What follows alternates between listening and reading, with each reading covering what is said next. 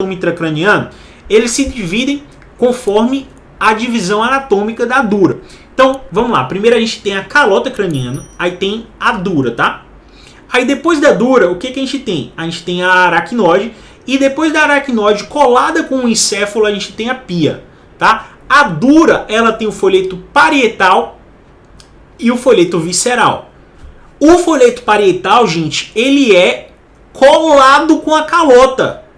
Ele é literalmente o periósteo. Ele é tão colado com a calota que ele constitui literalmente o periósteo da face interna da calota. Beleza? Então, quando você tem um sangramento epidural, ou seja, acima desse folheto parietal da dura, o sangramento ali, ele está subperiosteal, entre a dura e a calota. Já o sangramento subdural está entre a dura e a aracnoide, ou seja, está abaixo do folheto visceral da dura. Entre o folheto visceral e parietal, normalmente não acumula sangue. É um espaço que normalmente não acumula nada ali. Normalmente, na maioria das vezes. Existem algumas situações em que pode acumular, mas eu não vou entrar nesse detalhe hoje. Mas entenda que normalmente não acumula. Então o sangue é acima da dura, ou seja, subperiosteal. Entre a dura e a aracnoide, abaixo da dura, subdural, que é esse caso que a gente está vendo aqui, ou abaixo da aracnoide, subaracnoide. Perceba, eu posso ter sangue entre a pia e a aracnoide, abaixo da aracnoide, subaracnoide. Entre a aracnoide e a dura, abaixo da dura, subdural, ou acima da dura, entre a dura e a calota, epidural ou extradural. Beleza? Aí é o seguinte, eu não tenho normalmente sangramento subpial entre o parênquima encefálico e a pia, é coladinho também. Beleza? Então são esses três tipos de sangramento que eu posso ter. Eu vou mostrar para vocês aqui, ó, que o epidural é aquele barrigudo, o subdural é esse daqui com formato de meia lua.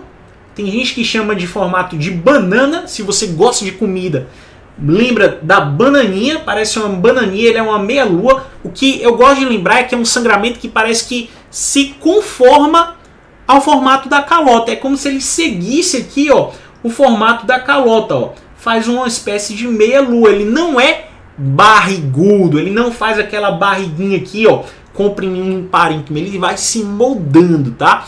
Mas outro detalhe importante é que por ele ser subdural, ele não respeita sutura craniana. Então ele pode ultrapassar a sutura do osso parietal para occipital, a sutura sagital, pode ultrapassar qualquer sutura, que era uma coisa que o epidural não fazia. Tá? Por quê? Porque como o epidural está acima da dura e entre a dura e a calota, quando chega a sutura, a dura parietal ela se adere na sutura. Então, como a dura parietal se adere na sutura, o hematoma epidural ele não consegue ultrapassar esse limite da sutura, porque a dura parietal para ali e ele fica preso entre a calota e a dura. Já o que é subdural, como a dura visceral não se limita, ela não se adere à sutura, ela segue reta, ele não está nem aí para isso.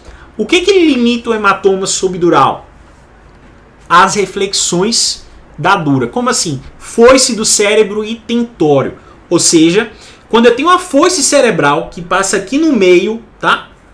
Ou quando eu tenho o tentório cerebelar, como aquilo é uma invaginação da dura, a dura visceral está se dobrando, está penetrando, ela está invaginando para formar aquilo.